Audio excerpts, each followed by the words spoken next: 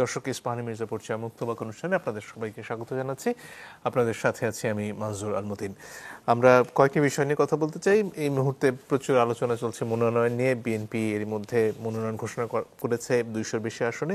এর পাশাপাশি এনসিপির কিছু কিছু মনোনয়নের খবর আমরা পাচ্ছিলাম, সেখান থেকে আলোচনা শুরু করতে চাই। এর পাশাপাশি আজকে সরকারের তরফ থেকে সময় বেঁধে দেওয়া হচ্ছে 1 সপ্তাহ ঐকমত্যে পৌঁছানোর জন্য রাজনৈতিক দলগুলোকে, নাহলে সরকার নিজের সিদ্ধান্ত নেবে। সে ব্যাপারেও খানিকটা কথা বলতে চাই। 3 জন সম্মানিত অতিথি রয়েছেন আমাদের সাথে। আছেন রুমিন ফারহানা, ব্যারিস্টার ল, সাবেক সংসদ সদস্য, আইনজীবী, বাংলাদেশ সুপ্রিম কোর্ট। আছেন ডক্টর মোহাম্মদ আব্দুল মান্নান, তিনি কেন্দ্রীয় মজলিসের শুরা সদস্য, বাংলাদেশ জামাতে ইসলামী। এবং আছেন জনাব শাহেদ আলম, তিনি সাংবাদিক ও বিশ্লেষক। আপনাদের 3 জনকে স্বাগত আমাদের এই অনুষ্ঠানে। শুরুতেই জনাব শাহেদ আলম, আপনার কাছে আসতে চাই। সবশেষ আপনার সাথে স্ক্রিন শেয়ার করা হয়েছিল বোধহয় 2014 সালে।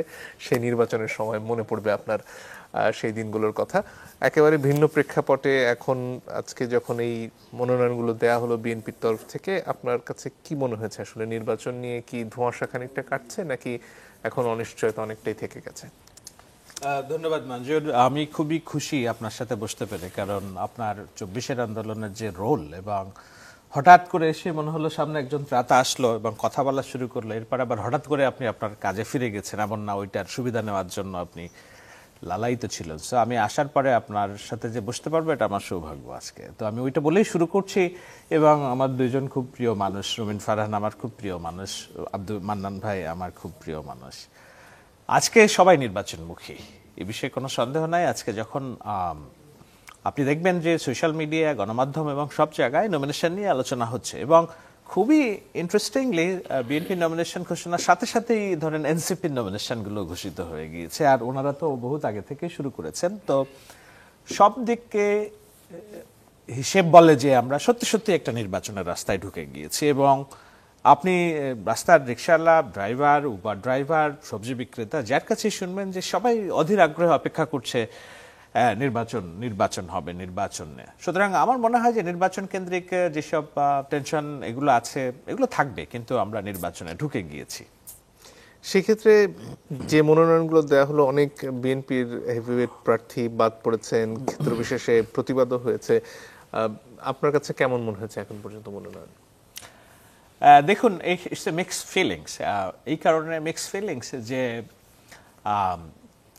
এত বড় একটা দল, 300 আসনে তাদেরকে ডিল করতে হচ্ছে, এবং একাধিক আসনে, একাধিক না, প্রায় 300 আসনেই প্রত্যেক আসনে মিনিমাম 3 থেকে 4 জন করে নমিনেশন, প্রত্যেকেই যোগ্য। সেখান থেকে আমি যদি বলি যে হ্যাঁ, আমি যাকে নমিনেশনে চেয়েছি তার নমিনেশন হয়নি, আবার আমি এমন এমন নমিনেশন দেখেছি যেগুলা দেখে আমি খুবই খুশি হয়েছি। হ্যাঁ, আমি যদি স্পেসিফিক করে আমার কাছে জানতে চান, কারোর পক্ষপাতিত্ব করা ঠিক হবে না, যেহেতু আমি মনে করি যে 300 আসনেই এই দলের জয়ের জন্য শুভাকাঙ্ক্ষী হিসেবে আমি একজন কাজ করছি। মানে আমার যত কাজ, কথাবার্তা তো এটাই। সেই হিসেবে আমি চাই যে 300 আসনেই তারা ভালো করুক। সেজন্য আমি বলবো যে না, ভালো। কিন্তু আমরা যখন, আমার সামনে রুমিন ফারহানা আছেন, সেই জন of the greatest fighter I have ever seen. কিন্তু জোটগত নির্বাচনের স্বার্থে অথবা নির্বাচনী আসন কেন্দ্রিক জটিলতার স্বার্থে আমি জানি না কেন তারটা উইথড্র করে রাখা হয়েছে। আমাকে যদি ব্যক্তিগতভাবে জিজ্ঞাসা করেন, আমি খুশি। জনাব তারেক রহমান বগুড়া 6 থেকে ইলেকশন করছেন, বেগম খালেদা জিয়া। আমি সারা জীবন, মানে গত 14 ইলেকশন, যেটা বললেন যে ইলেকশন আসে, ইলেকশন না, তারপর থেকে সবসময় আমি স্বপ্ন দেখেছি যে একদিনের জন্য হইলেও তিনি আবার সংসদে যান, কিংবা প্রধানমন্ত্রীর আসন অলঙ্কৃত করুন। এগুলো আমার ব্যক্তিগত দুর্বলতা, এটা পাবলিকলি বলা ঠিক কিনা আমি জানি না। তো সেই জায়গাগুলো তো ভালো হয়েছে। কিশোরগঞ্জের ফজলুর রহমান সাহেব, যাকে একেবারেই কোণঠাসা করার রাজনীতি করা হয়েছে, তিনি নমিনেশন পেয়েছেন, এবং আওয়ামী লীগ এবং মুক্তিযুদ্ধের পক্ষের একটা বড় অংশের মানুষের সফট কর্নার তার প্রতি আছে। তো সেই জায়গা থেকে তাকে 3 মাসের জন্য বহিষ্কার করা হয়েছিল, আপনি জানেন, কিন্তু নমিনেশনে ঠিকই তাকে দেয়া হয়েছে। এমন অনেক মানুষকে আমি চিনি যাদের সাথে দলটির ভারপ্রাপ্ত চেয়ারম্যান, তিনি 5 বছর কথা বলেন নাই, কিন্তু নমিনেশন দেওয়ার সময় ঠিকই নমিনেশন দিয়েছেন, কারণ তিনি দেখেছেন যে উইনিং ক্যাপাসিটি কোথায়, হ্যাঁ, সেইটা সর্বোচ্চ। এবং এক পরিবারের দ্বিতীয় ব্যক্তিকে নমিনেশন তিনি দেন নাই, যেমন সালাউদ্দিন আহমেদ সাহেবের ওয়াইফ হাসিনা আহমেদ। আমি আরো অনেক নাম বলতে পারবো, আমরা লিস্ট ধরে ধরে নাম বলতে পারবো। স্থায়ী কমিটির সদস্য নজরুল ইসলাম খান, রুহুল কবির রিজভী যদি গণতন্ত্রের জন্য ওনার ভূমিকার কথা আমরা বলি, তাহলে he is one of the single most figure যে দিনের পর দিন রাস্তায় একটা চাদর মুড়ি দিয়ে বসে বিএনপি নামক দলটার অস্তিত্ব টিকিয়ে রেখেছেন। তিনি নমিনেশন পান নাই। তারেক রহমানের অত্যন্ত ঘনিষ্ঠজন, আমার প্রিয় মানুষ হুমায়ুন কবির, উনি পররাষ্ট্র বিষয়ক বড় দায়িত্ব পালন করেন, ওনাকে নমিনেশন দেওয়া হয় নাই, কিন্তু মাঠে যিনি দায়িত্ব পালন করেছেন ইলিয়াস আলীর স্ত্রী লুনা রুশদি, ওনাকে নমিনেশন দিয়েছেন। তো এরকম অগণিত আমি এক্সাম্পল দিতে পারবো যে দলের জন্য, ক্যালকুলেশনের জন্য অনেক জায়গায় নমিনেশনকে কাট করা হয়েছে এবং it's a very tough job, এবং সেই টাফ জবটা হয়েছে।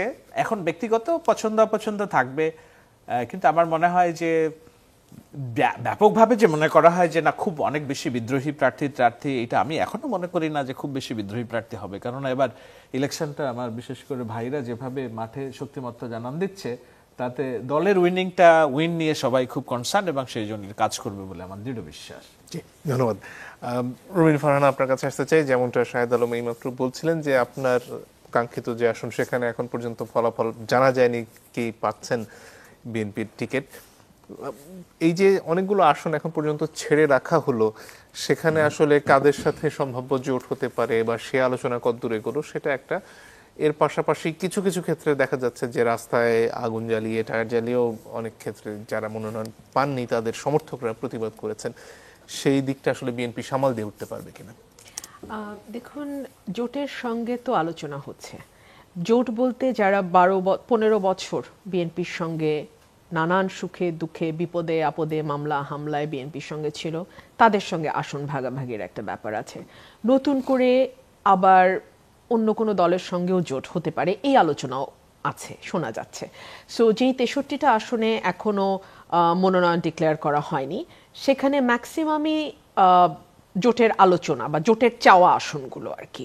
মানে আলোচনা তো ঠিক না, জোট তো কিছু আসন চেয়েছে যেগুলো বিএনপি কনসিডার করবে, বা যেটা ভাই বললেন যে উইনিং ক্যান্ডিডেটকে সেটা দেখবে বিএনপি। সো আপাতত সেই 63টা উইথ হোল্ড আছে, আমারটাও অন হোল্ডেই আছে। আর যেটা আপনি বলছেন যে মনোনয়ন না পেয়ে যেই প্রতিবাদটা, এখন দেখুন এখানে আপনি এটাকে নানানভাবেই দেখতে পারেন। এক হচ্ছে যে এত বড় একটা দল, প্রতিটি আসনে মানে কি বলবো 10 জন পর্যন্ত মনোনয়ন প্রত্যাশী আছে, এরকমও আছে 3-4 জন তো অন অ্যান অ্যাভারেজ, কিন্তু 10-12 জন প্রত্যাশী এমনও আছে। সো সেখান থেকে একজনকে বাছাই করা is really very tough. So তারপরেও তো এই বাছাইটা করতে হয়। সে কারণেই কিন্তু মনোনয়ন দেওয়ার আগে ভারপ্রাপ্ত চেয়ারম্যান বারবার আমাদের সঙ্গে বসেছেন, আমাদেরকে জানিয়েছেন, আমাদেরকে বলেছেন যে সকলকে তো মনোনয়ন দেওয়া যায় না, 300-র মধ্যে আমি কতজনকে, 300 জনকে দিতে পারবো, এর বেশি তো আমি দিতে পারবো না, কিন্তু দলে অন্য কোনোভাবে তাকে প্রোভাইড করা হবে, এগুলো বলা হয়েছে।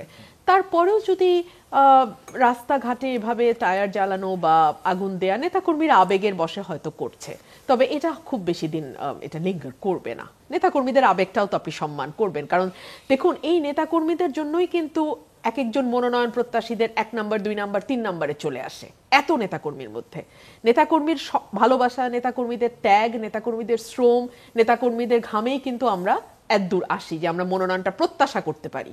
সো তাদের তো নিশ্চয়ই মনটা খারাপ হবে, তাই না? সেটাও আমাদের সম্মান করতে হবে। আমি আপনার সাথে মানে আপনি নামগুলো বলবেন, কিন্তু আমাকে একজন দেখতে দেখতে পাঠিয়েছে নামগুলো বলার জন্য, যেমন রুহুল কবির রিজভী, শামসুজ্জামান দুদু, মুআজ্জম হোসেন আলাল, আসাদুজ্জামান রিপন, হাবিবুন নবী খান সোহেল। 400, 450, 500 মামলা শেখ হাসিনা তার বিরুদ্ধে দিয়েছে।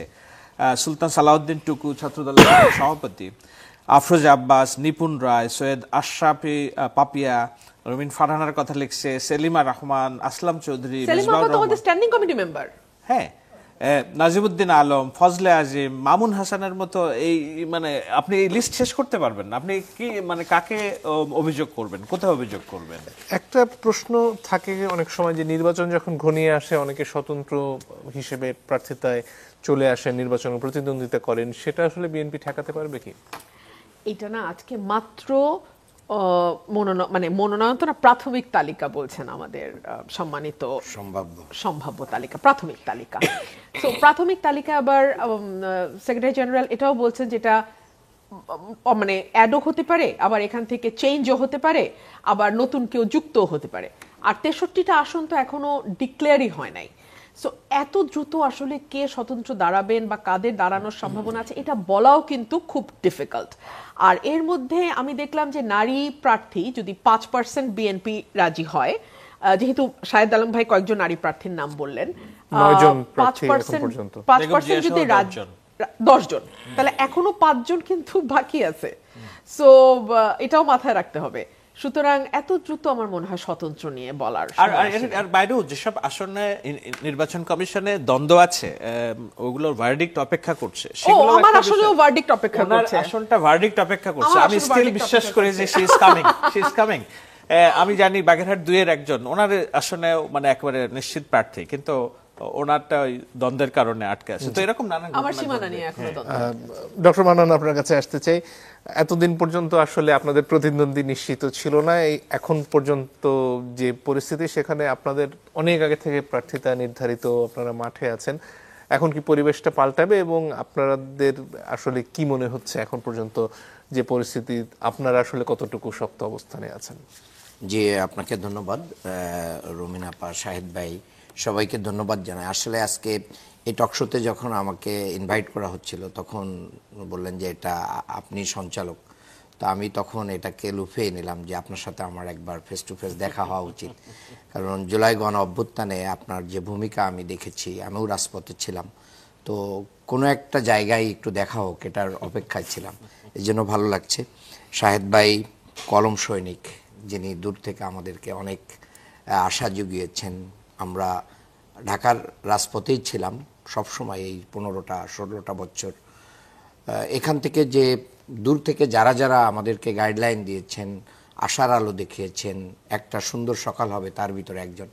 আর রুমিন আপার সাথে তো আমার অনেকবার দেখা হয়েছে, আমি প্রত্যাশা করি আপা তার স্থান ফিরে পাক। আর আমি মনে করি ক্লাসে একজন ছাত্র রোল নম্বর 1 এটা সুন্দর না। প্রতিযোগিতা, প্রতিদ্বন্দ্বিতাপূর্ণ কোনো কিছুর মাধ্যম দিয়ে যখন কোনো কিছু অ্যাচিভ করা যায়, সেটার ভিতরে যে টেস্ট এবং সেটার যে শিহরণ বা অনুভবের যে শক্তি, এটা সত্যিই মানে অনেক আনন্দের, এবং এটার ভিতরে একটা আলাদা পাওয়া আছে। মানে খালি মাঠে গোল দেওয়া এটা তো আমলিগ করেছে আর কি, 153টা ডামি। তো আমি মনে করি যে এই নির্বাচনের যে কালো মেঘ, যেটা বিএনপির পক্ষ থেকে অনেক সময় বলা হচ্ছিল যে জামাতকে দোষারোপ করা হচ্ছিল যে জামাত নির্বাচন চায় না, জামাত নির্বাচন মানে লিঙ্গারিং করতে চায়, কিন্তু আমরা দেখতেছিলাম যে বিএনপি মূলত তার প্রার্থিতা ঘোষণা না করেই নির্বাচন থেকে দেশকে আরও দূরে রাখতেছে। তো আমরা এই জন্য আজকে ধন্যবাদ জানাই যে বিএনপি আনুষ্ঠানিকভাবে তাদের প্রার্থীর তার একটা অংশের তালিকা, মেজরিটি অংশের তালিকা ঘোষণা করেছে। আমার আসন ঢাকা 6, সূত্রাপুর, ওয়ারী, গ্যান্ডারিয়া, কোতোয়ালি, বংশাল এর আংশিক এরিয়া। এখানে আমরা সবচেয়ে অবহেলিত একটি জনপদ, অথচ সবচেয়ে পুরাতন ঢাকা, এটা সদরঘাট, বুড়িগঙ্গার কোল জুড়ে আমাদের এই অবস্থান। দেখেন, এখানে আমাদের ইঞ্জিনিয়ার ইশরাক ভাইকে নমিনেশন দেওয়া হয়েছে। আমি আজকের এই অনুষ্ঠানে আনুষ্ঠানিকভাবে তাকে ওয়েলকাম করছি, তার শুভকামনা করছি। আমরা একসাথে সুন্দর করে যেন একটা মডেল নির্বাচনে যে ফাইট করতে হয়, একটা আইডল হই আমরা একসাথে, যে না আমরা নির্বাচনে পরস্পর প্রতিদ্বন্দ্বিতাপূর্ণ পার্টি থেকে আমরা কি করব, নির্বাচন করব, কিন্তু সারা দেশ দেখুক যে এখানেও একটা সুন্দর কিছু সৌহার্দ্যপূর্ণ এবং সুন্দর। আমি আজকে একটা পোস্ট দিয়েছি আমার আইডিতে, সেখানে আমি একটা মসজিদে ইঞ্জিনিয়ার ইশরাক গিয়েছিলেন, তা আমি সেখানে মসজিদে বক্তব্য শেষ করার পরে একজন বলল ইশরাক ভাই আসছে, তো আমি বললাম যে তাড়াতাড়ি ভাইকে আসতে দাও। আমি তাকে মসজিদের ভিতরে জড়িয়েছিলাম, বুকে জড়িয়েছিলাম। সেই ছবিটাই আমি আজকে পোস্ট দিয়েছি যে আসুন একসাথে মিলে প্রতিহিংসার রাজনীতির কবর রচনা করি। তা প্রতিহিংসা নয়, বাংলাদেশকে ফ্যাসিবাদ মুক্ত করতে পেরেছি আমরা সবাই মিলে, এটাই হচ্ছে আমাদের সবচেয়ে বড় পাওয়া। আর আগামী দিনে যেন নতুন ফ্যাসিবাদ তৈরি না হয়, বাংলাদেশ যেন ওই ফ্যাসিবাদের জায়গায় ফিরে না যায়। চাঁদাবাজি, দখলবাজি, মাস্তানি, সন্ত্রাসী এবং মাদক, এগুলো আমাদের মানে রাজনীতিতে ভরে গেছে। তো যারা আগামী দিনে এই বাংলাদেশকে গড়তে আসবে, আমি মনে করি, আমাকে এখন টিভির একটা টক শোতে বলেছিলেন যে আগামী নির্বাচনে কোন মার্কাটা আপনারা চ্যালেঞ্জ মনে করছেন? আমি বললাম যে না, আমি কোনো মার্কাকে চ্যালেঞ্জ মনে করি না, কোনো দলকেও চ্যালেঞ্জ মনে করি না, আমি ব্যক্তিকে চ্যালেঞ্জ মনে করি। যে ব্যক্তির ক্লিন ইমেজ থাকবে, যার সুন্দর রাজনৈতিক চরিত্র থাকবে, তার সাথে প্রতিদ্বন্দ্বিতা হবে। এখানে কিন্তু রাজনৈতিক দলগুলো যদি সেই জাতীয় ব্যক্তিকে নমিনেশন দিতে ভুল করে, তাহলে কমপক্ষে জেনজি যারা আছে, প্রায় 4 কোটি ভোটার যারা মানে আগামী দিনে তরুণ যারা ভোট দিতে পারে নাই, তাদেরকে কিন্তু 9-6 বুঝায় ভোট নেওয়া যাবে না। তারা কিন্তু রাইট জায়গায় তার সিলটা মেরে দিবে। তারা যাকে মানে পছন্দ করবে, সেখানে বাপের কথায়ও ভোট দিবে না, পাড়ার কোনো মোড়লের কথায় ভোট দিবে না, কোনো পেশি শক্তির কাছে তারা আপনারা তো নতি স্বীকার করবে মাঠে না। আছেন অনেকদিন ধরে, ভোটার আসলে কি বলছেন আপনার এলাকায়? আমার এলাকায় ভোটাররা কয়েকটা মোটা দাগে কথা বলেছেন। 1 নাম্বার কথা হচ্ছে যে মাদকটা মারাত্মকভাবে বিস্তার করেছে, এবং আমি নারীদের নিয়ে যখন উন্নয়ন ভাবনা মিটিং করতেছি, নারীরা খুব রিপিটেডলি অনেক জায়গায় বলতেছেন যে আমার ছেলেটা মাদকাসক্ত, আমার স্বামী হচ্ছে জোয়ারি, আমার পুরো সংসার, আমার পরিবার ভেঙে গেছে, আপনি নির্বাচিত হলে কি করতে পারবেন? এটা তার প্রশ্ন। আমি এই প্রশ্ন শুনে আমার চোখের পানি চলে আসে যে আমরা একটা মানে পরিবারকে ভেঙে ফেলতেছি, অথচ এগুলো রাজনৈতিক ছত্রছায়ায় এগুলো কি হয়, পরিচালিত হয়, রাজনীতি নেতারাই এগুলোর। আমি বলেছি যে আমরা এখন তো রাজনৈতিক সরকার না, না, এখন যে সরকার আছে, এই সরকার মূলত একটা অন্তর্বর্তীকালীন সরকার, এটা তত্ত্বাবধায়কের চেয়েও খারাপ অবস্থায় আছে। কারণ হচ্ছে এখানের যে পুলিশগুলো আছে, আপনি জানেন যে বাস্তবতার কারণে পুলিশের মনোবল নাই, পুলিশ এই জাতীয় রিস্ক নিচ্ছে না, কারোর মানে অনেকেরই পকেটে চলে গেছে, যার কারণে কোনো এ পর্যন্ত বাংলাদেশের এই অন্তর্বর্তী সরকারের আপনি দেখবেন না যে একটা বড় বড় পাথরকাণ্ড, পাথর দিয়ে মানুষ মারা থেকে শুরু করে যত বড় বড় ঘটনা ঘটেছে, সেই রিকভারি তো নাই, সেরকম এক্সাম্পলারি কোনো আমরা কিছু দেখছি না।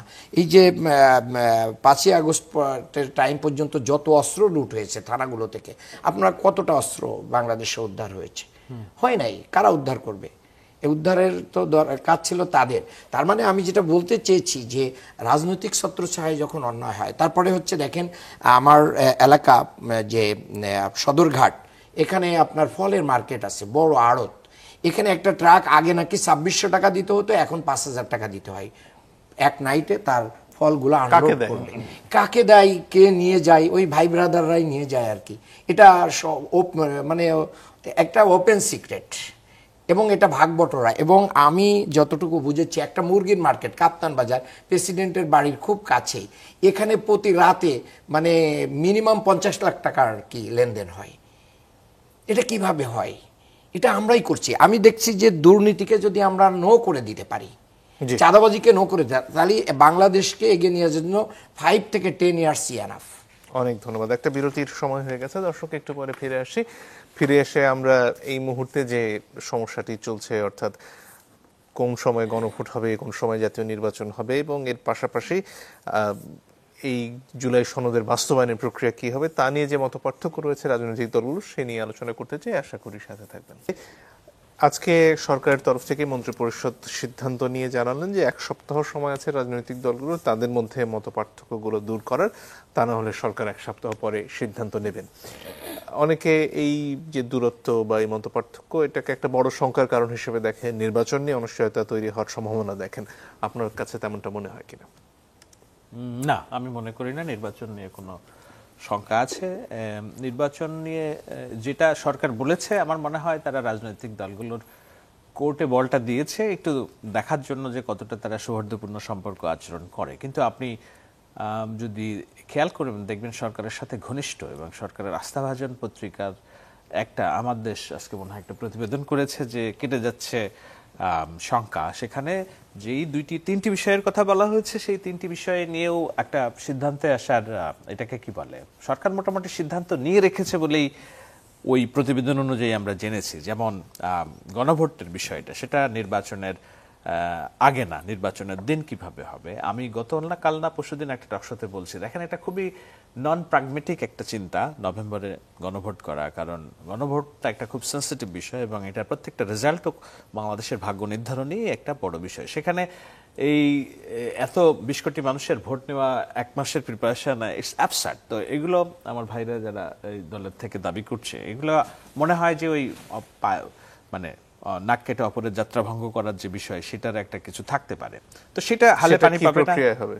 সে ইলেকশনের দিনই হবে, নির্বাচনের দিনই মানে হবে। গণভোট আগে হলে সেটা নাক কেটে পরের যাত্রা হ্যাঁ, কিভাবে ভঙ্গ মানে করা হয়? না আমি বলছি ওই দাবিটাই, আমি বলছি না দাবিটা, তো সেই দাবি হচ্ছে না, এটা নির্বাচনের দিনই হবে। দ্বিতীয় কথা হচ্ছে যে আমার দেশের ওই প্রতিবেদন অনুযায়ী ঐকমত্য কমিশন যে পরামর্শ দিয়েছে যদি 270 কার্য দিবসের মধ্যে ইলেক্টেড গভর্নমেন্ট এগুলো পালন না করে তো অটোমেটিক্যালি এটা আইনে পরিণত হবে। এটাও আপনার সাংবিধানিকভাবে কোনো রকম এটাকে কি বলে, যে কেউ একটা রিড করলে এটা মানে তুড়িতে উড়ে যাওয়ার কথা। সুতরাং সরকার ওইটাও রাখবে বলে মনে হচ্ছে না, এরকম একটা আভাস ওই রিপোর্ট অনুযায়ী দিয়েছে। আমি এই জন্য মনে করি যে সরকার যে বলটা ঠেলে দিল রাজনৈতিক দলগুলোর কাছে, এবং এটার সাথে আমি অ্যাপ্রিসিয়েট করি আব্দুল্লাহ তাহের সাহেব আজকে বলেছেন যে let's sit together and discuss. আপনি আগেই বলেছি এনসিপি আজকে নমিনেশন দিয়েছে, তাদের প্রতীক সংক্রান্ত যে জটিলতা ছিল, শাপলা হবে না, শাপলাকুলি তারা মেনে নিয়েছে, নির্বাচন কমিশন একটা সলিউশন বের করেছে। সো এনসিপি সবগুলো আসনে নমিনেশন তাদের দিয়ে দিছে, জামাত তো অনেক আগে থেকেই দিছে, বিএনপি আজকে দিল। তো আমি তো আর দেখি না যে না কোনো, এবং আব্দুল্লাহ তাহের জামাতের তরফ থেকে একটা জেস্চার দেওয়া হয়েছে বিএনপিকে যে না আসলে আমরা বসে ঠিক করি। মূল বিষয়টা এখন ওনাদের কিছু হয়তো দাবি দেওয়া আছে, কিছু আসন অন্তত আমি বলবো যে 60টার মতো আসনে কিভাবে ওনারা বেরিয়ে এসে একটা শক্তিশালী বিরোধী দল হতে পারে এরকম একটা আলোচনা কিংবা যদি ভাবনা হয় রাজনৈতিক দলগুলোর মধ্যে। এবং এর সাথে আমাদের এটাও মাথায় রাখতে হবে এনসিপি তারা যে জুলাই অভ্যুত্থানের রোশনাই তাদের যারা উদীয়মান আছে রাজনীতিক তাদেরকেও কিভাবে সংসদে আনা যায়। শুধু উনি না, আরো অনেকের কথাই বলি, এবং আমি যতদূর জানি যে বিএনপি যারা পরিচালনা করেন, আমি বলছি না কারোর সাথে আমার যোগাযোগ আছে, কিন্তু উঠতে বসতে অনেকের সাথে আলোচনা হয়, তো তারাও অনেক উজ্জ্বল মুখকে সংসদে দেখতে চান, না হলে সানজিদা তুলিকে মায়ের ডাকের নমিনেশন দিতেন না, তাই না? তো এরকম জামাতের তরফ থেকে হয়তো চাওয়া আছে এরকম যে যত সংখ্যক বিরোধী দলের সদস্যদেরকে সংসদে আনা যায়, বিএনপি যদি এই মর্মে একটু নমনীয় হয় তাহলে আমার মনে হয় যে এক সপ্তাহ যে সময় সরকার দিয়েছে এটার মধ্যেই একটা সলিউশন এসে যাবে। এবং জামাতের যে দাবিগুলো ছিল, ধরেন পিআর না হলে নির্বাচন হবে না, তো পিআর একটা তো উচ্চকক্ষে পিআরের একটা বিষয় আসতেছে, গণভোট নভেম্বরেই হইতে হবে, সেখান থেকেও জামাত ছাড় দিবে। আবার এটাকে কিন্তু যে ইঙ্গিতটা আপনি করছেন সেই প্রসঙ্গের মধ্যে আজকে নাসিরউদ্দিন পাটোয়ারি ওখানে একটা কথা বলছিলেন যে নিজেদের মধ্যে আসলে যদি এক ধরনের সমঝোতা হয়ে যায় তাহলে কি আসলে ভোটের কোনো অর্থ থাকে কিনা? আপনি যদি নৈতিক বিচারে দেখেন তাহলে তো আরো অনেক বিষয় আছে, আমরা কি সব নৈতিক বিচারের রাজনীতি করছি কিনা। আমাদের দরকার যে এই মুহূর্তে যদি আপনি free and fair and level playing ইলেকশনের কথা বলেন তাহলে দেখবেন যে আরো অনেক রাজনৈতিক দলের আলোচনা আমাদের টেবিলে আসছে না। যেমন জাতীয় পার্টি স্টিল কি করবে আমরা জানি না, তাই না? আওয়ামী লীগের অনেকেই যারা রক্তের দাগ হাতে নেই কিন্তু জনসমর্থন আছে, তারা স্বতন্ত্র ইলেকশন করতে পারবেন কিনা, কিংবা পারলে তারা ফিল্ড পাবেন কিনা, এগুলো নৈতিকতার প্রশ্ন। তো সেই জন্য নাসিরউদ্দিন পাটোয়ারি উনি নিজে অনেক অনৈতিক কথা এবং উল্টাপাল্টা কথা বলেন। ওনার খুব কথাকে আমি ধাতব্যে নেওয়ার পক্ষপাতী নই আর কি। একটা হলো যে এই বিষয়টা তো মানতে হবে যে আওয়ামী লীগকে উৎখাত করা হয়েছে রাষ্ট্র ক্ষমতা থেকে, আমরা সবাই মিলে করেছি।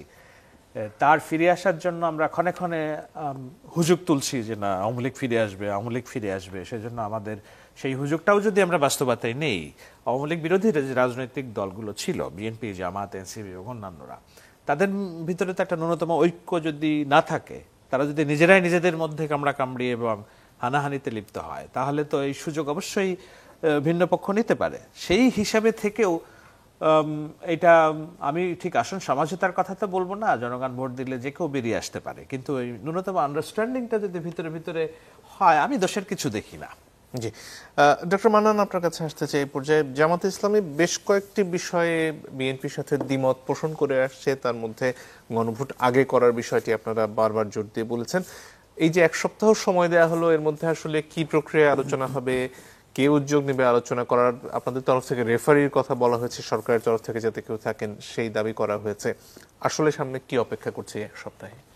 জি, আপনাকে ধন্যবাদ। দেখেন, আমি এই উত্তরটা দেওয়ার আগে একটু শাহেদ ভাইয়ের কথা বলতে চাই। ভাই জামাতকে 60টা আসন, 50টা আসন, এমনকি বিএনপির মহাসচিবও একসময় এরকম একটা ধূম্রজাল সৃষ্টি করতে চেয়েছিলেন।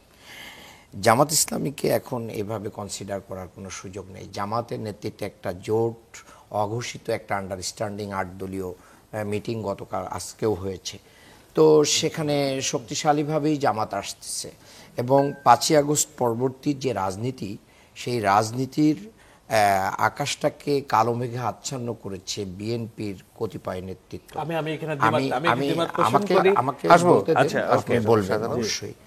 তো দেখেন, এই জায়গা থেকে বিএনপির জনপ্রিয়তা কি হয়েছে, ক্ষুণ্ণ হয়েছে, যার কারণে এখানে বাংলাদেশের মানুষ কিন্তু একটা বিকল্প বুঝতেছে। আমি মাঠ পর্যায়ে, door to door, market to market, প্রতিটা জায়গায় মানুষের কাছে যাওয়ার কারণেই আমি এটা মাঠ থেকে বলছি, ব্যক্তিগত কোনো গবেষণা প্রতিষ্ঠান বা পত্রিকা বা মিডিয়ার তৈরি করা কোনো রিপোর্ট থেকে বলছি না, আমি একজন মাঠকর্মী হিসেবে বলছি।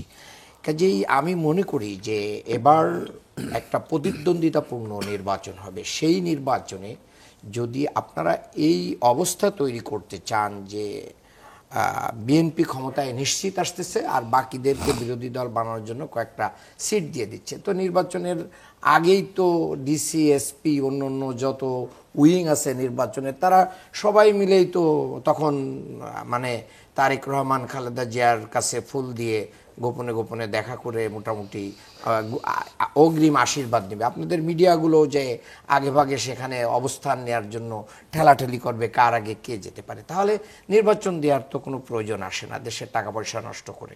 এখানে কোনো কায়দায় যদি কাউকে ক্ষমতায় দিয়ে দেওয়া যায় সেটাই ভালো।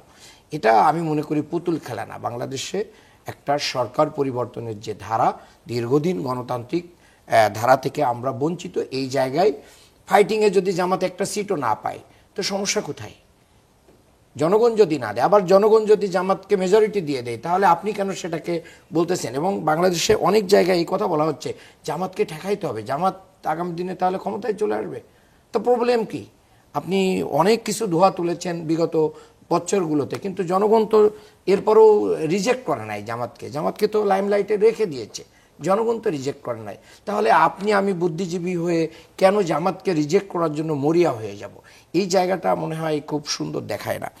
আর আপনি যেটা বলেছেন যে রাজনৈতিক দলগুলোতে, আজকে আসিফ নজরুল স্যার সাংবাদিক সম্মেলনে আরও কয়েকজন উপদেষ্টা তারা ছিলেন, সেখানে যে বিষয়গুলো বলেছেন রাজনৈতিক দলগুলোর কোর্টে বল ঠেলে দিয়েছেন। উনি আজকে বলার আগের দিন ডাক্তার সৈয়দ আব্দুল্লাহ মোহাম্মদ তাহের ভাই কিন্তু রাজনৈতিক দল, বিশেষ করে বিএনপিকে প্রতি আহ্বান জানিয়েছেন যে আসুন আমরা বসি, আমরা আলাপ আলোচনার মাধ্যম দিয়ে ফ্যাসিস্ট বিরোধী যে শক্তি আমরা এখানে আছি, আমরা আলাপ আলোচনার মাধ্যমে এই অবস্থার সমাধান করি। আপনি দেখেন যে ঐকমত্য কমিশন যে আলোচনাগুলো করেছে, সেখানে যদি রাজনৈতিক দলগুলো যদি সহযোগিতা না করতেও, তাহলে কি ঐকমত্য কমিশন তার নিজস্ব কোনো ক্যারিসমেটিক অবস্থা দিয়ে এই জায়গায় আনতে পারতো না। তবে হ্যাঁ, তাদের একটা বড় অ্যাচিভমেন্ট হচ্ছে তারা মানে ঘন্টার পর ঘন্টা ধৈর্য ধরে এই কাজগুলো করে গেছে। এর জন্য তারা অনেক বেশি থ্যাঙ্কস পাওয়ার উপযুক্ত। এত ধৈর্য আলী রিয়াজ স্যার সহ অন্যান্য যারা আছেন, আমি মনে করি এটা ব্যাপক ধরনের বাংলাদেশকে নতুন জায়গায় নিয়ে যাওয়ার জন্য তারা পরিশ্রম করেছেন। এখানে আজকে মির্জা ফখরুল ইসলাম আলমগীর একটা অভিযোগ করেছেন যে বিএনপিকে সংস্কার বিরোধী হিসেবে দেখানোর একটা চেষ্টা চলছে, এবং এটা বিভিন্ন সময় আপনারাও বলেছেন, সেটার কারণটা কি? এটা আসলে দেখানোর চেষ্টা হচ্ছে না। এটা বিএনপি অলরেডি তাদের কার্যক্রম দিয়ে প্রুভ করেছে যে তারা এই মুহূর্তে সংস্কার চাচ্ছে না, তারা এই মুহূর্তে গণভোট চাচ্ছে না, তারা এই মুহূর্তে প্রেসিডেন্টকে না, জনগণের কথা বলছি, প্রেসিডেন্টের অপসারণ চাচ্ছে না, এই মুহূর্তে আওয়ামী লীগের চাচ্ছে না। এই যে অনেকগুলো কার্যক্রমে এখনই না, আবার মানছেন কিন্তু প্রেসারে পড়ে জনগণের, যে এই যে 10 বছর ক্ষমতার মেয়াদ, তারপরে হচ্ছে মনে করেন সরকারি দল বিরোধী মানে দলীয় প্রধান, সরকার প্রধান, এই যে তারপরে পিয়ার সিস্টেমে উচ্চকক্ষ নিম্নকক্ষটা মানেনি নাই, কিন্তু উচ্চকক্ষে মানবেন কি না মানবেন এখনো কিন্তু কনফার্মেশন দিয়ে নাই। তাহলে মূলত জনগণের কাছে ঐকমত্য কমিশনের লং টাইম আলাপ আলোচনার মাধ্যম দিয়ে এটা জনগণের সামনে স্পষ্ট হয়েছে যে বিএনপির কারণে সংস্কারটা লেট হচ্ছে এবং এখনো কোনো একটা মানে কনক্লুশনে আসা যাচ্ছে না। এই জায়গা জনগণের কথা, এটা কোনো দলের কথা না। জি, ধন্যবাদ। রুইন ফারহানা, বিএনপি সংস্কার চাইছে না এবং বিএনপি নির্বাচনের জন্য যে আসলে প্রস্তুতি সেখানে এখন পর্যন্ত যে মত পার্থক্য থেকে গেছে তার জন্য দায়ী, যেটা একটু আগে জনাব মান্নান বলছিলেন, সেটার ব্যাপারে আপনার মন্তব্য শুনতে চাই।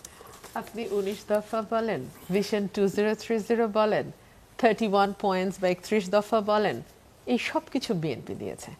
এখন নোট অফ ডিসেন্টকে যদি আপনি প্রতারণামূলকভাবে মানুষকে ভুল বোঝাতে চেয়ে আপনি যদি এটাকে বলেন যে বিএনপি সংস্কার চাইছে না, আপনি এটা বলতে পারেন, কিন্তু মানুষ কিন্তু বোঝে।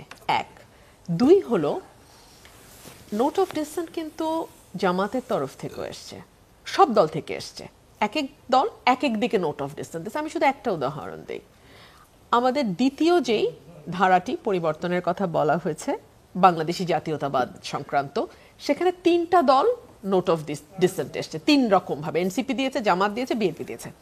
সো নোট অফ ডিসেন্ট মানে সংস্কার না চাওয়া বিষয়টি তেমন নয়, অথবা গণভোট এবং নির্বাচন একসাথে হোক সেটা চাওয়া মানে সংস্কার না চাওয়া তাও কিন্তু নয়, কিংবা 270 দিনের মধ্যে কার্যদিবসের মধ্যে সংস্কার বাস্তবায়ন না হলে অটো বাস্তবায়িত হয়ে গেছে বলে ধরে নেয়া, এটাও সংস্কারকে না বলা নয়।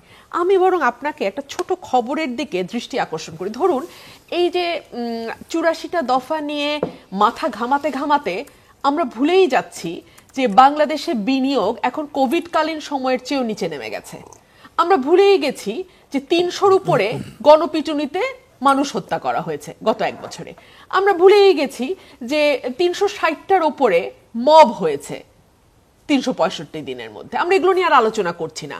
আমরা এখন মানে উচ্চকক্ষ নিম্নকক্ষ, প্রধানমন্ত্রী মেয়াদ, তারপর প্রধানমন্ত্রীর সঙ্গে রাষ্ট্রপতির ক্ষমতার ভারসাম্য, এগুলো নিয়ে খুব ব্যস্ত।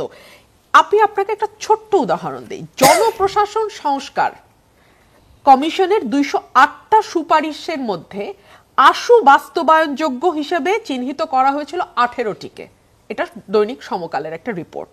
তার মধ্যে থেকে অপেক্ষাকৃত সহজে বাস্তবায়নযোগ্য মাত্র 8টা প্রস্তাব চিহ্নিত করা হয়েছে, তার একটাও বাস্তবায়ন হয়নি, 3টা আংশিকভাবে হয়েছে।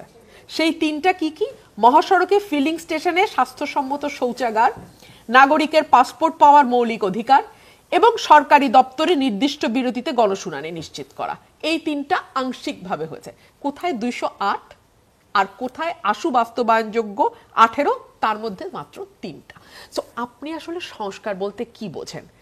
পণ্ডিতরা একরকম বোঝে সংস্কার, যারা দলের স্বার্থে সংস্কারকে ব্যবহার করতে চায়, যে যত দেরিতে হয় সংস্কার বা বিচারের জজবা তুলে নির্বাচনটাকে যত পিছানো যায় তাতে আমার হয়তো 2টা সিট বেশি হইলো বা কম হইলো, দলীয় স্বার্থে যারা এটাকে দেখে তারা সংস্কার একভাবে বুঝে। আমি তো গ্রামের একেবারে কৃষক, খেটে খাওয়া মানুষ, ছোট দোকানদার, টেম্পু চালক বা আপনার অটোরিকশা চালক, তাদের সঙ্গে যখন কথা বলি, আমি বলি আপনারা পরের সরকারের কাছে কি চান? তারা বলে আমরা সস্তায় চাল চাই, আমরা প্রতিটা জিনিস যেগুলো এখন এত দাম দিয়ে কিনতে হয় আমরা কিনতে পারি না, নিত্য পণ্য, সেটা আমরা কম দামে পেতে চাই। আমরা চাই উপজেলা স্বাস্থ্য কমপ্লেক্সে একটা ডাক্তার সব সময় থাকবেন, আমরা চাই ওষুধগুলা যাতে পাওয়া যায়, আমরা চাই আমার বাচ্চাটার পড়াশোনার খরচটা যেন কম হয়, উল্টো যেন আমি মানে যদি মানে কিছু ভর্তুকি বা যেটাকে বিএনপি যেটা শুরু করেছিল, আইনের শাসনের মূল কথা যেখানে আসলে ক্ষমতার ভারসাম্য থাকার কথা, প্রধানমন্ত্রীর কাছে ক্ষমতার কেন্দ্রীয় ভবন থেকে বেরিয়ে আসার কথা, সেগুলোর ক্ষেত্রে কি আসলে বাধা থেকে যাচ্ছে না অনেক ক্ষেত্রেই? একদম না মঞ্জুর। আপনি বলেন তো, এই যে মূল কি পয়েন্টগুলো আপনি বললেন, ক্ষমতার ভারসাম্য, প্রধানমন্ত্রী রাষ্ট্রপতি ক্ষমতার ভারসাম্য, মন্ত্রী পরিষদের ক্ষমতার ভারসাম্য, বিএনপি কি সবগুলো জায়গায় সংস্কারের কথা বলে নাই? তার 31 দফাতেই তো সে বলেছে। আমি একটা উদাহরণ দিই, পৃথিবীর কোথাও আছে যে এক ব্যক্তি 10 বছরের বেশি কোনো গণতান্ত্রিক দেশে প্রধানমন্ত্রী হইতে পারবে না? এটা বাংলাদেশে করা হচ্ছে এবং বিএনপি এটা মেনে নিয়েছে। বিএনপির এত বড় একটা কম্প্রোমাইজ বলেন, সমঝোতা বলেন, মিউচুয়ালে আসা বলেন, এটাকে আপনি ছোট করে দেখবেন কেন? এটা তো বিএনপির ভীষণ ইতিবাচক একটা দিক। আবার আপনি চিন্তা করেন, আমরা যখন বলছি আমরা ডেপুটি স্পিকার করব বিরোধী দল থেকে, আমরা যখন বলছি সংসদীয় 5টা ইম্পর্টেন্ট কমিটির প্রধান আমরা বিরোধী দল থেকে করব, আপনি কি এগুলোকে বিএনপি ক্রেডিট দেবেন না? 70 অনুচ্ছেদ সংস্কারের ব্যাপারে জামাত নোট অফ ডিসেন্ট দিছে, বিএনপি নোট অফ ডিসেন্ট দিছে, এনসিপি নোট অফ ডিসেন্ট দিছে, বাট বিএনপি তো বলেছে যে তারা 70 অনুচ্ছেদ উঠিয়ে দেবে 4টা জায়গা ছাড়া। তো এগুলোকে আপনি সমঝোতার মনোভাব বলবেন না? এগুলোকে আপনি সংস্কারের প্রতি হ্যাঁ বলবেন না?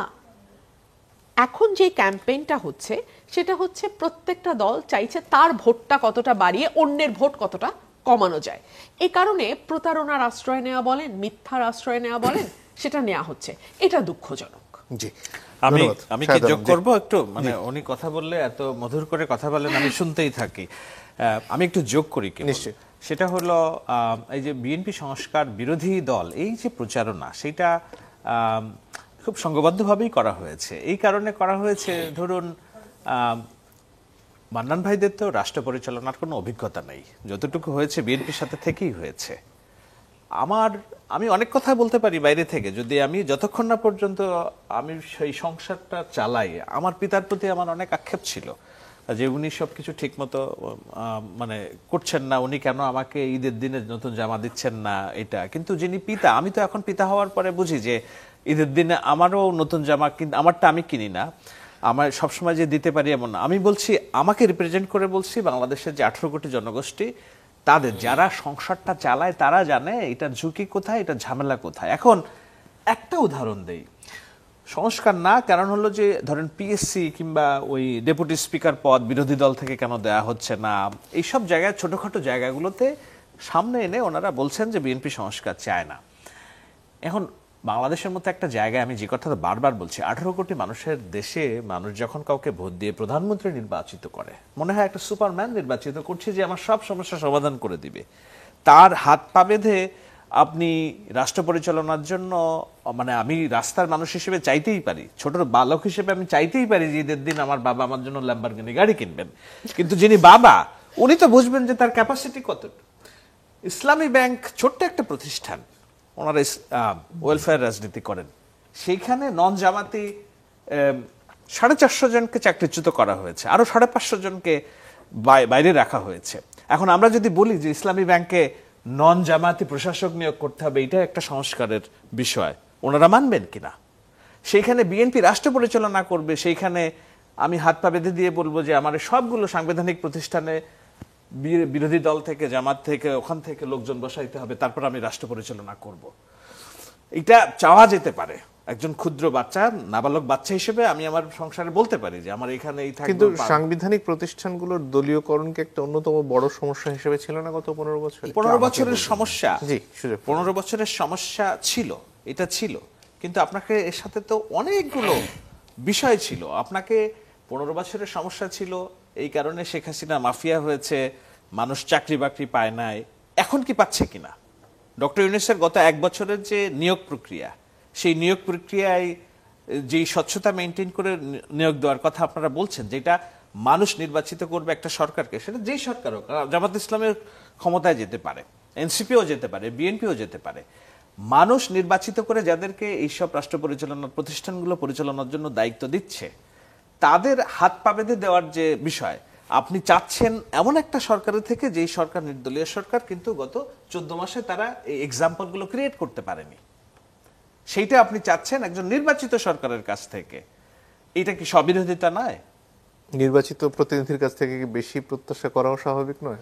অবশ্যই, আমি সেই জন্য বলছি, আপনার যখন প্রত্যাশাটা বেশি, তখন যিনি কিংবা যারা রাষ্ট্র পরিচালনা করবেন তাদেরকে হাত পায়ে দড়ি বেঁধে আপনি বলবেন সাঁতার কাটো, এবং সাঁতার কাটতে কাটতে যদি তিনি হোঁচট খান, বলবেন যে উনি ব্যর্থ গভর্নমেন্ট, ওনার পদত্যাগ। যেটা আমি জানি জামাত ইসলামের একটা পরিকল্পনা আছে, যদি কোনোভাবে বিএনপি ক্ষমতায় আসে 3 বছর পর, ব্যর্থ গভর্নমেন্টের তকমা দিয়ে এবং সংস্কার বিরোধী তকমা দিয়ে জুলাই সনদ মানছে না, এটা আরেকটা অলরেডি জামাত ইসলাম বলছে যে এইগুলো হচ্ছে যে ভয়, শঙ্কা। আব্দুল্লাহ তাহের বললেন না যে বিএনপির একটা খায়েশ আছে নতুন ফ্যাসিস্ট হওয়ার জন্য। সো এইসব ইস্যুগুলাকে যেন জিয়ে রাখা যায়, নির্বাচনের পরে একটা নির্বাচিত সরকারকে চাপতে ধরা যায়, সেজন্য গ্রাউন্ড রেডি করার একটা প্রস্তুতি হচ্ছে বলে আমি মনে করি। ডক্টর মান্নান, আমি মান্নান একটা ভাই, লাইন একটু যুক্ত করি। একটু পরে আসি আপনার কাছে, ডক্টর মান্নানের কাছে। আচ্ছা, না আপা বলো, এক লাইন বলো।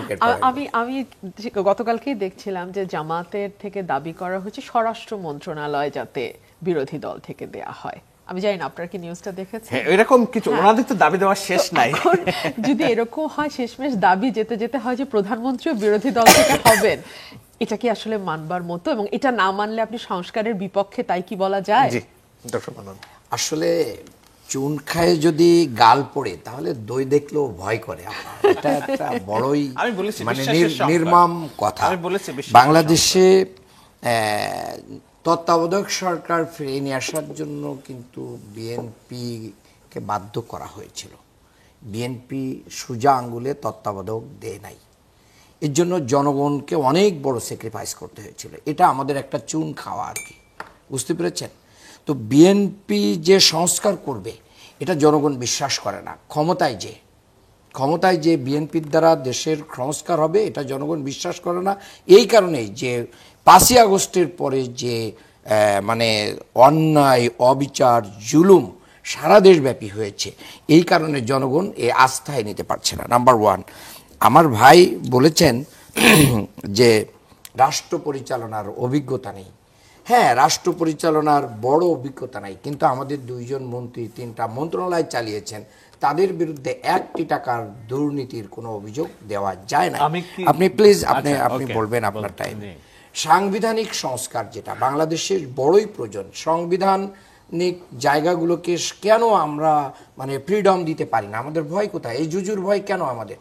এই জুজুর ভয় এই কারণেই যে আমরা অন্যায় করব, অবিচার করব, জুলুম করব, তালিকা পাঠাই দেবো পিএইচসিতে আর চাকরি হয়ে যাবে। ইতিমধ্যেই একজন নির্বাচিত হওয়ার আগেই বলছেন যে পিএইচসিতে আমরা অসুবিধা নেই, এগুলো দিয়ে দিব। আমার সাবেক স্বরাষ্ট্র প্রতিমন্ত্রী ভাই কিন্তু একথা বলেই দিয়েছেন। আবার গয়েশ্বর চন্দ্র রায় বলছে যদি কালকেই আমরা নামে যাই অন্তর্বর্তীকালীন সরকার কোথায় চলে যাবে তার কোনো ঠিক নেই। ভাই, হুমকি ধমকি দিয়ে তো আর রাজনীতি হয় না। আজকে যাদেরকে বলছেন অভিজ্ঞতা নেই, তা আমি বিনয়ের সাথে আপনাকে বলছি, এই অনভিজ্ঞ, আড়ি এবং গুয়ার যাই আপনি উপাধি দেন, তাদের নেতৃত্বেই ফ্যাসিজমের পতন হয়েছে, বাংলাদেশের মানুষ দ্বিতীয়বার স্বাধীনতা পেয়েছে। কাজেই অভিজ্ঞতাকে যদি আপনি বড় করেন তাহলে আমাদের কোন ঈদের পরে স্বাধীনতা আসতো সেটা আল্লাহ ভালো জানে। আপনি ওই ঈদ পর্যন্ত অপেক্ষা করতে পারতেন। আর বিনিয়োগ, আমি মনে করি এখানে বিএনপিরও অনেক দায় আছে। বিএনপি এই অন্তর্বর্তী সরকারকে যত ব্যর্থ করতে পারবে তত বেশি নির্বাচনকে এগিয়ে নিয়ে এসে তাদের স্বার্থ চরিতার্থ করতে পারবে। এখানে বিএনপি একটা পলিটিক্স করতেছে বলে আমাদের কাছে বিএনপির এখানে একটা বড় ধরনের অবস্থা আছে। বিএনপি থেকে বিএনপির খুব কাছের ঘনিষ্ঠ জনরাই কিন্তু অর্থ উপদেষ্টার দায়িত্ব পালন করছেন। এরপরে মানুষ হত্যার কথা বলেছেন আমার আপা। বিএনপির হাতে 5ই আগস্ট থেকে এই প্রায় 1 বছরের বেশি কাল প্রায় 1.5 শতাধিকের বেশি মানুষ, এই 11 জন মারা গিয়েছে অক্টোবর মাসে। লাস্ট আমার কাছে আছে, দলিল আছে। 11 জন অক্টোবর মাসে বিএনপির নিজস্ব আন্তঃকন্দলে মারা গিয়েছে। এবং আজকে যে নমিনেশন হয়েছে, আমি জানি না যে এই যে ঘোষণা হয়েছে এটার পরে কালকে পর্যন্ত বা আগামী 2-3 দিনে আল্লাহ না করুক, আমরা দোয়া করি যাতে কারোর প্রাণ না যায়। উনি অনেকগুলো বিষয়ে কথা বলছেন। শেষ কথা এখানে হচ্ছে কি, ওনারা 2 জনে এক লাইনে বলতেছে, আমাকে ডাবল টাইম দিতে হবে, আপনাকে অনেক বেশি দিয়েছি। আমি এই জায়গা থেকে বলতে চাই যে শেষ কথা বলে দিচ্ছি, দেখেন হানাহানি নয়, আমরা সবাই কাঁধে কাঁধ মিলিয়ে আমরা ফ্যাসিস্ট তাড়িয়েছি। আসুন ছোটখাটো মতপার্থক্য ভুলে যে আমরা বাংলাদেশকে একটা আলাদা জায়গায় নিয়ে যাই আর কাদা ছোড়াছুড়ির রাজনীতি করি। আমার ভাই বলছেন যে বিএনপি সংস্কার করবে, এটা মানুষ বিশ্বাস করে না। এটা যদি মানুষ বিশ্বাস না করে তাহলে তো মানুষ বিএনপিকে ভোট দেবে না। আর মানুষ যদি বিএনপিকে ভোট না দেয়, জামাতকে বিশ্বাস করে, মানুষ জামাতকে ভোট দেবে, তাহলে তো আর কোনো প্রবলেমই নাই। Problem is over. জামাত ক্ষমতায় যাবে, মানুষ যদি জামাতকে ভোট দেয়, তারপরে যে যে সংস্কার তারা যেখানে যেখানে করতে চায় ওনারা করবে। ভোট নিয়ে নেওয়ার ভিতরে পার্থক্য আছে না, তাহলে তো সেই চাপ আপনারা সরকারের উপর জারি রাখবেন। আচ্ছা, অনভিজ্ঞদের নেতৃত্বে দেশ স্বাধীন হয়েছে, এটাকে না আমরা একটা গণ আন্দোলন বলছি, যে আন্দোলনে কোনো নেতৃত্ব ছিল না। আমি কি পথে নামি নাই? আমার এই মান্নান ভাইকে এটা অস্বীকার করবেন যে 2 থেকে 5, আপনি তো আমার সাথে, আপনিও ছিলেন, আমরা কি পথে ছিলাম না শাহেদ আলম ভাই? 14 ইলেকশনে এই চ্যানেল 24 এ মাজুদ আল মতিনকে সাথে আমি লাইভে দেখিয়েছি কিভাবে আপনি হয়েছে? of course। বুঝতে কিনা। সুতরাং তো এই এগুলোকে আন্দোলন- আপনারা আমি বলছি এগুলোর আমি একটু ফাইনালি শেষ যেটা করে হয়েছে আচ্ছা, ওটা শেষ করেন। এটা তো একটা দীর্ঘ প্রেক্ষাপট আছে, এটা তো একদিনের আন্দোলন না। আইএমএফ তার লোন বন্ধ করে দিয়েছে, নির্বাচিত সরকার না আসা পর্যন্ত তারা লোনের কিস্তি ছাড় করবে না। আইএমএফও কি বিএনপির বুদ্ধিতে চলে? এই প্রশ্ন তো আমি রাখতেই পারি আমার ভাইয়ের কাছে। বিএনপির হাতে 1.5 শতাধিক মারা গেছে। আমি জানি না ভাই এই তথ্য কোথায় পেয়েছেন, তবে আমি যেহেতু আমি ধরে নিচ্ছি সঠিক তথ্য বলছেন, অন্তর্কোন্দলের কথা বলছি। হ্যাঁ, অন্তর্কোন্দলে আমি এই তথ্য সঠিক ধরে প্রশ্ন রাখছি। বাংলাদেশে তো একটি সরকার আছে বর্তমানে, সেই সরকারটি কি করছে? আমাদের ভারপ্রাপ্ত চেয়ারম্যান জনাব Tarek Rahman loud and clearly, একবার না 1 লক্ষ বার যখনই বক্তব্য দিয়েছেন বলেছেন, আমি কোনো দলীয় পরিচয়ে শুনতে চাই না, মানবো না। যারা ফৌজদারি অপরাধ করেছে তাদেরকে ধরতে হবে, ধরা হোক। দল তার ব্যবস্থা নিয়েছে। সরকার কি করেছে? সরকার যদি ব্যবস্থা নিত তাহলে আমি বিএনপির কথা বলছি না, দেশের সার্বিক আইন শৃঙ্খলা পরিস্থিতির আজকে যে অবস্থায় এসে দাঁড়িয়েছে, এই জায়গায় এসে দাঁড়ানোর কথা না। শাহেদ আলম 30 আমি সেকেন্ড। 30 সেকেন্ড আমি শেষ করি, আমি এর যোগ করি। সেটা হলো উনি অনেক বিষয়ে বলছেন। একটা কথা উনি বলছেন যে যারা সন্ত্রাসী, চাঁদাবাজি নানান জায়গায়, প্রশাসন নাকি সব বিএনপি লোকজনের দখলে। আমি ওই যে আপনারা আগাম বিজয় ঘোষণা করে দিচ্ছেন তো আগে, এই জন্য যে বাংলাদেশের 64 জেলার মধ্যে ডিসি অন্তত 38 থেকে 42 জন জামাত সমর্থিত ডিসি। জামাতের DC বাংলাদেশের বিশ্ববিদ্যালয়গুলোর সবগুলো অলমোস্ট ভিসি প্রশাসন জামাত সমর্থিত। এই সরকার যে চালায় মিনি সরকার, ভাই আল্লাহ আপনার হায়াত দারাজ করুক, এটা যেন সত্যি হয় ভবিষ্যতে। এইটা বলা হয় যে এই সরকার চলছে মিনি জামাতের সরকার চলছে। হ্যাঁ, যে এখানে আপনি দেখেন এই সময় আসলে ফুরিয়ে গেছে। ইউনুসও কি জামাতের আমি product? সেটা বলছি না, ডক্টর ইউনূসের হাত পা বাঁধা। এই সরকারের যত সিদ্ধান্ত গ্রহণ প্রক্রিয়ায় সবগুলো কি জায়গাগুলোতে যারা জামায়াতের সাথে সংশ্লিষ্ট, তারা সময় বসে আসলে আছে। একেবারে ফুরিয়ে গেছে। আপনাদের তিনজনকে অনেক ধন্যবাদ। দর্শক আপনাদেরকে ধন্যবাদ জানিয়ে বিদায় নিচ্ছি।